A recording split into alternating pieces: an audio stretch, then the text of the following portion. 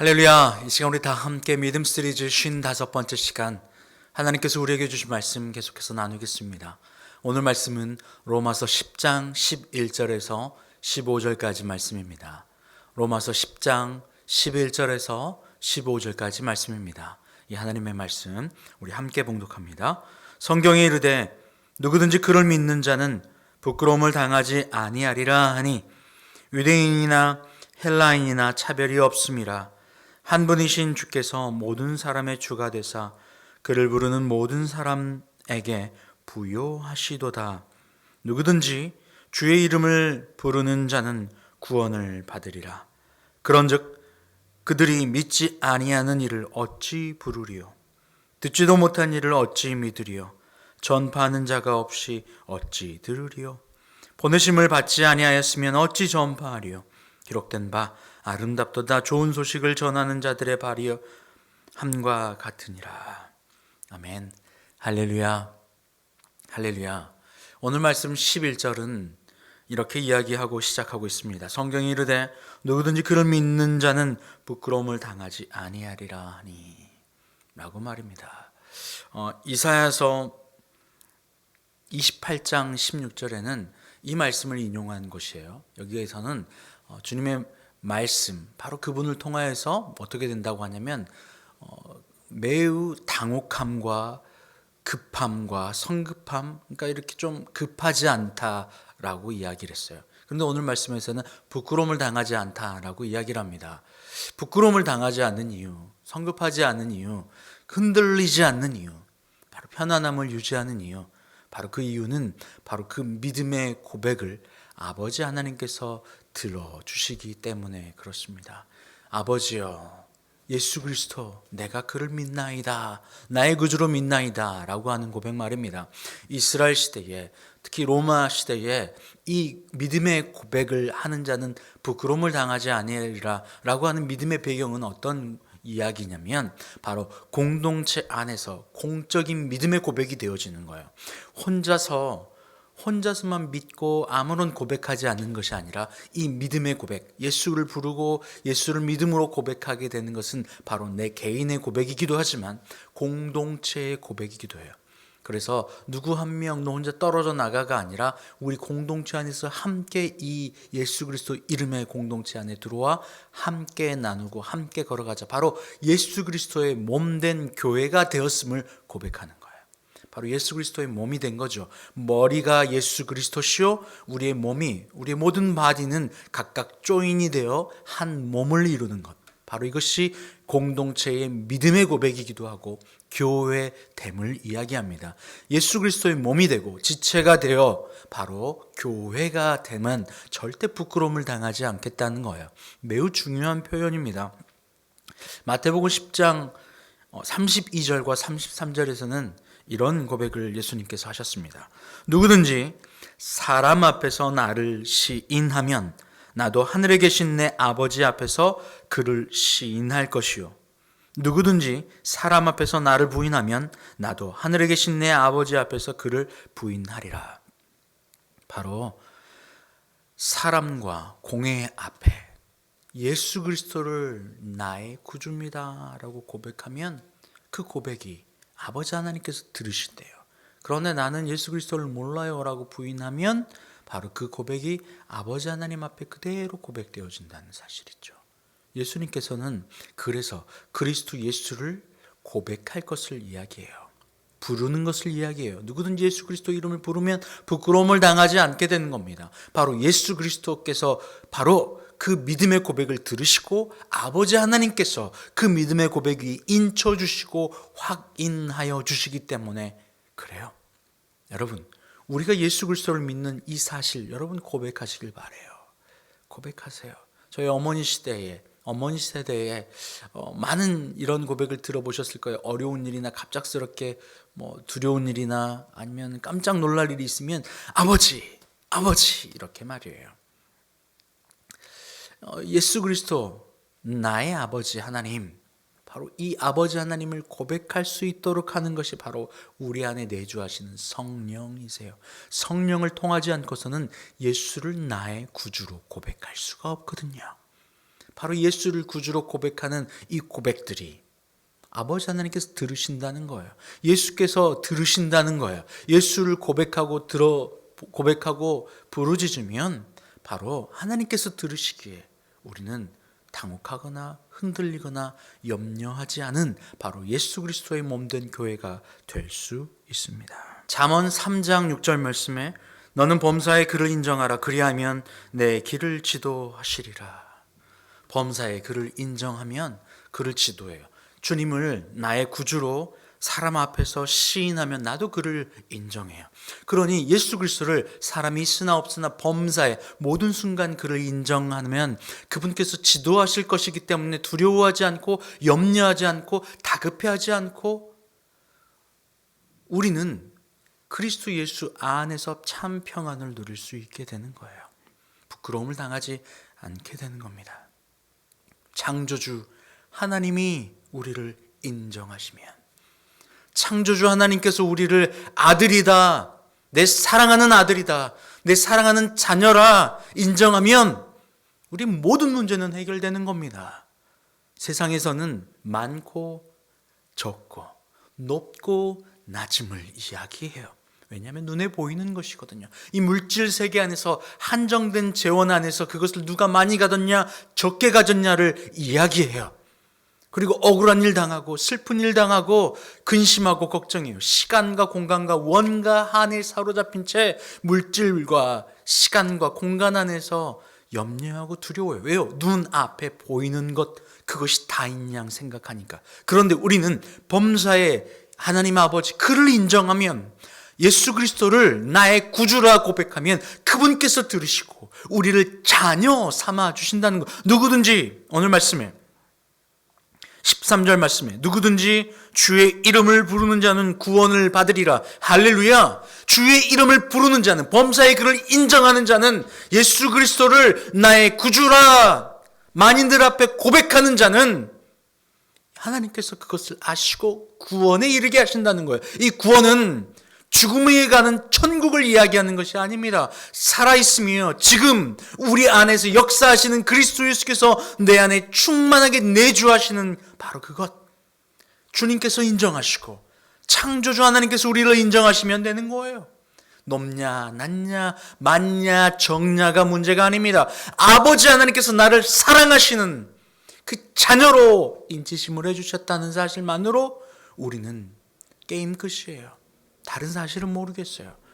많냐 적냐 높냐 낮냐 그거는 모르겠어요. 그런데 한 가지 확실한 것은 바로 우리 아버지 하나님께서 여러분과 저를 자신의 목숨을 내어주실 만큼 내어주신 그 사랑을 하고 계신다는 사실입니다.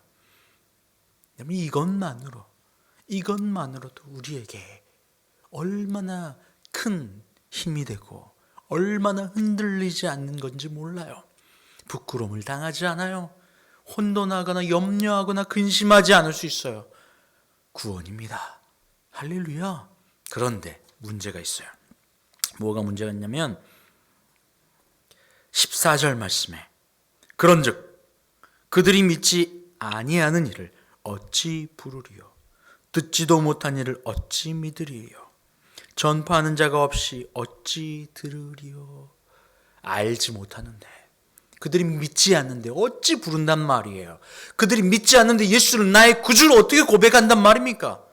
바로 그것이 핵심입니다. 믿지 않는데 말이에요. 아는 지식으로는 부르지 않아요.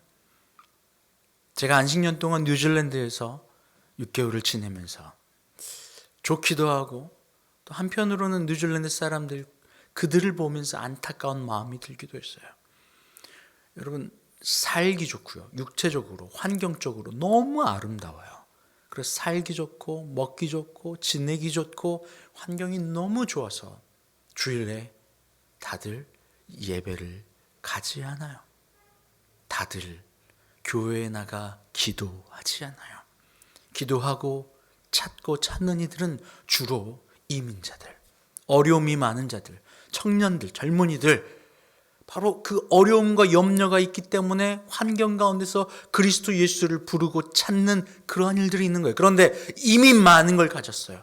이미 너무 많은 충만함을 체험을 받았어요. 환경적으로. 그럴 때는 부르지 않아요. 우리 그러한 모습이 누가복음 15장에 등장하는 탕자의 모습을 통해서 그것을 잘 알려주고 있어요. 탕자는 아버지 하나님 그분의 사랑이 필요 없었어요. 아버지의 사랑이 별로 필요 없었어요. 뭐만 있으면 됐어요? 돈만 있으면 됐어요. 그래서 아버지께 아버지 난 아버지의 사랑 물론 좋지만 필요 없어요. 나는 뭐만 있으면 돼요? 돈만 있으면 돼요.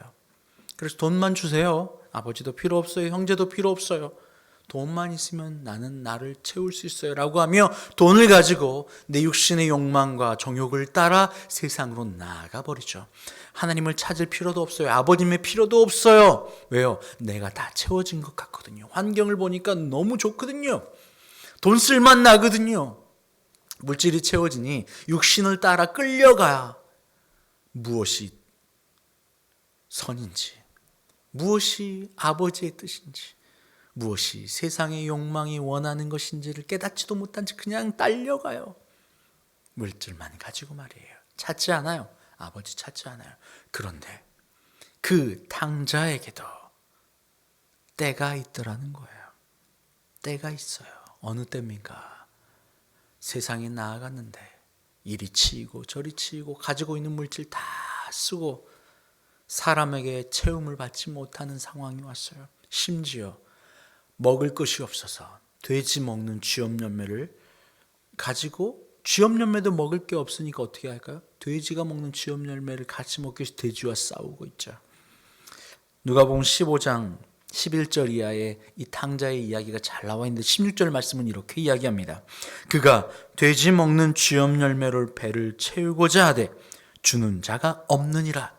돼지 먹는 쥐염열매로 배를 채우고자 했어요. 근데 주는 자가 없어요. 그럼 어떻게 할까요? 돼지 먹는 거 뺏어 먹어야죠. 동물, 짐승 그냥 먹고 사는 거기에 떨어져 버려요. 아니 물질이 다인 양 그것이 모든 것인 양 아버지도 필요 없어요. 아버지의 사랑도 가족도 환경도 아무것도 필요 없이 그냥 물질만 있으면 된다고 물질 찾아 정욕 따라 나갔는데 결국 얻은 것은 뭐예요? 탈탈 털려버린 거죠. 세상은 이렇습니다. 많이 가지면 가질수록 더 큰 부담에 사로잡혀요. 죄가 장성하여 사망에 이르러 장성하는 게 죄예요. 욕심은 점점 자라나 사망에까지 이르게 되는 바로 여기에 바로 세상에 마귀의 시험과 유혹이 있어요. 조그만 바늘 도둑이 소 도둑돼요. 3살 버릇이 80 간다. 세상은 이렇듯 점차 더 큰 것, 더 큰 것, 더 큰 것으로 유혹하며 더 큰 것으로 채우길 원하고 더 큰 것으로 채워지지 않으면 부담과 염려와 근심으로 살아가요. 옛날에는 이만큼도 만족했는데 이제는 이만큼 만족 못하고 저만큼 만족해요. 이젠 저만큼도 만족하지 못해. 그 어떤 걸 줘도 만족하지 못하는, 그 어떤 맛있는 걸 먹어도 만족함이 없는 바로 그러한 시대가 돼버려요. 바로 이것이 세상의 정욕이 가지고 있는 죄의 특성입니다. 죄는 점점 장성하여 잠식하여 결국 사망에 이르게 합니다. 결국 이 탕자는 어떻게 됩니까? 아무것도 가질 수 없는 상황이 되자 그제서야 무엇을 합니까? 나의 아버지를 찾게 되더라는 겁니다. 그러니 이 탕자에게는요, 이 돼지가 먹는 쥐염 열매를 돼지와 써 먹어야 될 이 상황이 다시 이 탕자가 구원으로 돌아올 수 있는 기회 아니겠어요? 오히려 세상에서는 절망의 순간이고 낙담의 순간인 것 같은데 내 능력으로 내 힘으로 할 수 없다라고 하는 두 손 두 발 드는 그 순간이 바로 그때서야 비로소 이 탕자는 아버지를 찾을 수 있는 바로 그 순간이 된다는 사실이에요. 세상에서 여러분 힘 있고 그러니 젊은 날에 에너지가 있고 힘이 있고 운동력이 있으면 내 힘 따라 내 능력 따라 살기 바쁘지 하나님을 찾지 않아요. 구원자를 찾지 않아요. 왜요? 내 힘으로 어느 정도 될 것 같거든요. 능력 있고 사람 있고 내 힘 있고 시간 있고 젊음이 있으니 얼마든지 내 힘으로 가능하다 생각해요. 그런데 오늘 이 탕자처럼 범사의 그를 인정해내지 못하는 그지만 결국에는 그 환경이 그를 누름으로 말미암아 아버지 하나님을 찾게 됩니다. 하나님은 여러 번 반복해서 그들에게 기회를 주세요. 이스라엘 백성들이 출애굽을 하고 광야에서 하나님께서 8번 이상의 기회를 줬다고 성경은 이야기해요. 그뿐입니까? 사사기를 통해서도 하나님께서는 이스라엘 백성에게 여러 번의 기회를 주세요. 그들을 낮추시고 주변국을 통해서 낮추셔요. 그때 그들이 비로소 하나님을 찾으며 부르짖어요. 아버지 하나님, 우리를 구원하소서. 그리고 하나님이 구원해 주세요. 사사를 보내서. 그리고 나서 다시 구원 살짝 받아서 좀 채워짐이 있잖아요. 만족함이 있잖아요. 이제 좀 숨이 붙어 살만하잖아요. 그럼 이 정욕이 같이 살아 올라옵니다. 그래서 다시 찾지 않아요. 저희는 이 사사기와 이스라엘 백성의 이야기뿐 아니라 나의 모습과 여러분의 모습을 통해서도 얼마든지 이러한 이야기를 들을 수 있어요. 정말 어렵고 힘이 들고 고통스러울 때 무릎 꿇고 아버지 하나님께 두 손 들고 고백해요. 주님, 이 언덕을 넘어가게 하소서. 이 시험을 넘어가게 하소서. 울부짖으며 매달려요. 그리고 그 시험이 넘어가고 그 염려가, 그 문제가 해결되어지고 넘어가면 어떻게 됩니까? 언제 그러냐는 듯이 새까맣게 까먹어버리고 아버지 하나님께 나아가잖아요. 하나님께서는 우리에게 우리의 몸을 거룩한 산제물로 드리라 이야기해요. 거룩한 산제물, 바로 육신의 번제죠. 이 번제는 머리부터 발끝까지 모든 걸 다 드리는 거예요. 시간과 에너지와 열정과 내 생명을 다 드리는 거예요. 아버지 하나님께서 우리에게 받을 만한 거룩한 제물, 세상과 구별되어진 이 제물, 구원자들 바로 알지 못하면 어찌 부르리요 오늘 말하잖아요. 예수 그리스도가 나의 구원자라고 믿어지지 않는데 어찌 주님을 부른단 말입니까? 예수 그리스도를 부르는 것, 바로 이것이 예수 그리스도를 나의 구원자로 시인하는 거예요. 범사의 그를 인정하면 그가 우리의 모든 걸음을 인도하시는 것처럼 범사의 모든 것을 인도하시는 거예요. 우리는 이렇게 낮추시고 줄이게 하는 바로 그때, 하나님을 찾게 하는 그때가 하나님께서 오히려 우리에게 주신 선물의 때임을 알아야 돼요. 듣지 못해요. 귀가 있어도 듣지 못해요. 하나님이 기회를 주셨지만 내 욕심과 내 욕망의 크기가 너무나도 커서, 내가 커서 아버지 하나님을 의지하지 않고 예수 그리스도를 주로 고백하지 않아요. 그가 필요 없어요. 왜요? 내 힘으로 충분히 되거든요. 그런데 그 순간마저도 하나님은 하나님의 때에 우리를 구원하시고 깨닫게 하시려고, 반강제가 아니라 하나님이 우리를 사랑하시고 인격적으로 인정하시기 때문에, 자신의 형상 따라 우리를 만드셨기 때문에 우리가 깨달아 돌아오기를 간절히 찾고 기다리며 준비하고 계신다는 사실이에요. 우리의 목을 쳐서, 우리의 다리를 쳐서 지금 돌아와라 강제로 하는 게 아닙니다. 하나님께서는 우리를 참고 인내하며 기다리시는 거예요. 돌아오기를. 우리는 신구약 사이에 이 400년을 아무런 하나님의 말씀이 없는 어둠의 시대라고 과거엔 생각했어요. 구약의 말라기에서부터 신약의 마태복음의 400년의 그 공간 동안 하나님의 그 어떤 계시도, 성경 말씀도 없다고 생각했어요. 그래서 하나님이 잠자셨다라고 생각했어요. 그런데 그것이 아니었어요. 이스라엘 백성들을 통하여 이 말라기와 신구약 이 중간사 안에 무슨 일들이 있었는 줄 아세요?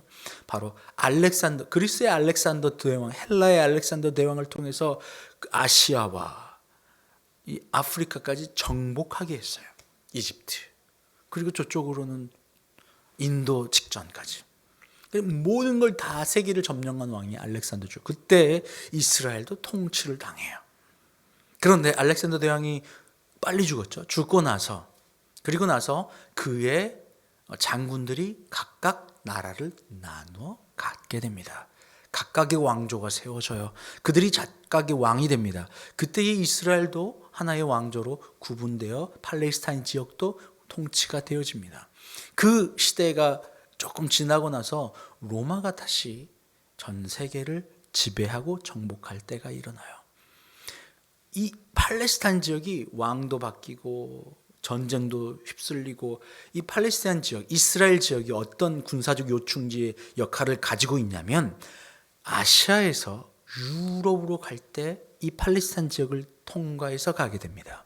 그리고 아프리카에서 아시아로 나가거나 아니면 유럽으로 갈 때도 육로로 갈 때는 반드시 이 팔레스틴 이 지역을 넘어가게 되어 있어요. 그러니 이리 치이고 저리 치이고 아래서 올라올 때 치이고 위에서 내려올 때 치이고 옆에서 올 때 치이고 계속해서 군사적 통로로서 어느 한 군데 편하게 쉼을 가질 수가 없었던 거예요. 그래서 그들은 자신들의 힘을 키우고 싶었지만 그때 당시에 그들의 힘을 키울 수가 없었어요. 그들이 세웠던 왕도 무너졌어요. 그들을 케어했던 모든 것이 다 무너졌어요. 바로 이러한 시대가 이스라엘이 멸망한 이후, 예루살렘이 함락된 이후, 바벨론에 의해서 함락된 이후, 그 다음에 이스라엘 백성들에게 일어난 일들이에요. 하나님이 다시 회복시켜 주겠다라고 약속했지만 여전히 그곳은 전쟁과 기근과 염려 아래서 이리 치이고 저리 치인 일들이 일어나요. 그들이 신앙을 지켜내기가 쉽지 않죠. 그런데 더더군다나 그랬는데 안티오쿠스 4세에 의해서 그 지역에서 자꾸 시민들의 권기가 일어나고 어려움이 일어나니까 과연 이 이유가 무엇인가를 안티오쿠스 왕이 4세 왕이 생각합니다. 근데 그것이 결론이 하나로 나왔어요. 그게 뭐냐면 바로 이들의 종교 때문이다라는 생각이 들어온 거예요. 그때부터 이 이스라엘 백성들을 박해하기 시작해요. 이리 박해하고 저리 박해하고 하나도 남김없이 계속 박해를 하죠. 견딜 수 없을 정도로 박해를 해요. 종교를 탄압하기 시작해요. 이 예루살렘 안에 있는 기독교인들 탄압해요. 유대인들도 탄압해요. 그들의 종교를 다 탄압해요. 그러자 무슨 일이 일어나냐면 탄압당하면 어떻게 되죠? 거기서 궐기를 하거나 아니면 흩어져요. 그때에 이 팔레스틴, 이스라엘 지역에 살고 있던 유대인들, 기독교인들이 전 세계로 흩어져요. 유럽과 아시아와 아프리카로 흩어지게 됩니다. 그리고 이 유대인들이요, 각 흩어진 지역에서 모이면 가장 먼저 한 일이 뭐냐면 바로 회당을 지어서 회당에서 모이기 시작해요. 시나고그라고 하는 회당을 모여요. 이것이 유대의 전통이죠. 그래서 각각 흩어진 지역마다 그 회당을 만들어서 그들이 모여 삼삼오오 예배하고 토의하고 이야기를 나누고 공동체를 유지해 나가는 데 사용하게 되는 거죠. 이 일들이 이 400년의 시간 동안 있어요. 그리고 나서 마카비 혁명을 통해서 다시 이들이 일어나길 원하고 다시 응집되고 이런 일들이 400년 동안 있었던 거예요. 그러니 예수님의 탄생 전까지 이 예루살렘에 있던 이스라엘 백성들이 어떻게 된 거야? 유럽과 아시아와 아프리카 전 세계로 퍼져서 각 지역에서 살고 있는 일들이 일어난 거죠. 여기까지만 이야기하면 정말 힘들었네 라고 할 거예요. 그런데 이때는 바로 예수 그리스도의 오심, 그분의 십자가의 복음을 위한 하나님의 준비, 기가 막힌 준비 과정이었다는 거예요. 때를 기다리는 예수 그리스도를 이 땅에 보내주셨고 때가 돼요. 이제 예수 그리스도를 통하여서 이 백성들을 구원해 주시기 위하여 교회를 세워주셨어요. 그리고 나서 바울과 제자들이 전 세계로 전도를 나가는데 바울이 전도를 나갈 때 그냥 길거리에서 외쳐 부르짖는 것이 아니라 바울이 각 지역에 갈 때마다 어디서 복음을 전했냐면 바로 유대인들이 퍼져서 만들었던 회당, 바로 그 회당을 거점으로 해서 바로 바울이 복음을 전했고 선포했어요. 그러니까 이때를 위함이다. 전 세계 어디 가도 회당이 있었거든요. 어디를 가도 이 회당에서 말씀과 복음을 전하고 예수 그리스도를 믿는 자들이 날로 더해지는 놀라운 축복의 역사가 준비되어지는 기간이 바로 이 시간들이었다는 거예요. 여러분, 우리의 인생도 이와 같습니다. 예수 그리스도를 불러 시인하고 그러면 그분께서 우리를 인정하세요. 반드시 우리를 구원하십니다. 그런데 그 구원의 때까지, 우리를 향한 개인의 구원의 때까지 우리 안에 듣지 않고 믿지 않으면 어찌 부르리요? 듣지 않고 부르지 않고 믿지 않는 이 마음 가운데 하나님께서 각각의 인생을 디자인해 나가고 계세요. 가장 최선의 때, 빠르면 좋죠. 그러나 빠르지 않더라도 하나님께서 우리를 하나님의 백성으로 하나님은 예수 그리스도를 부르게 하시기 위하여 우리의 그때 바로 쥐염염매를 먹었던 바로 그 탕자의 때 바로 우리 한 사람 한 사람이 예수 그리스도를 나의 구주입니다 라고 고백하는 그래서 구원에 들어가는 그때 믿지 않으면 어떻게 부르리요. 믿는 그때를 위하여 하나님은 우리를 그때로 하나님의 시간표대로 우리를 인도하고 계시더라는 거예요. 그러니 여러분 높냐 낮냐 많냐 적냐 환경의 문제가 아니라 언제 우리가 그리스도 예수를 나의 구주로 고백하느냐 바로 하나님의 관심은 여기에 있음을 여러분 고백하시길 바라요. 누구의 박해 아래 있느냐 그렇지 않느냐가 아니에요. 하나님 안에 있을 때 부끄러움을 당하지 않게 됩니다. 왜냐하면 그분은 온 세계를 창조하신 창조주 하나님이시기 때문에 그렇습니다. 그분은 지금도 이 땅을 통치하고 다스리기 때문에 그래요. 할렐루야. 여러분 그 하나님의 때 하나님이 우리를 인도하시는 그때에 예수를 나의 구주로 고백하는 그때 바로 지금 여러분을 부르십니다. 할렐루야. 함께 기도할게요. 하나님 감사합니다. 나를 하나님의 자녀 만들어 주시려고 이 모든 환경을 통치하고 다스렸음을 감사합니다.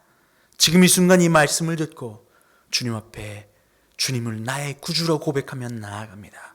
부르는 자 구원을 얻겠다 하셨사오니 주님 우리를 완전한 구원, 평안, 부끄러움을 당하지 않는 하나님의 자녀됨을 회복하게 하여 주시옵소서. 감사합니다. 예수님의 이름으로 기도합니다. 아멘. 이제는 우리 주님 예수 그리스도의 은혜와 아버지 하나님의 그 크신 사랑하심과 성령의 교통 감동과 아마 충만케 하시는 역사가 이 시간 우리를 구원하시기 위하여 하나님의 완전한 때를 계획하며 통치하고 계시는 그 아버지 하나님의 사랑을 믿고 나아가는 주님의 모든 자녀들 위해 그래서 예수 그리스도를 나의 구주로 고백하는 주님의 모든 자녀들 위해 이제부터 영원토록 함께 하옵시기를 간절히 축원하옵나이다. 아멘.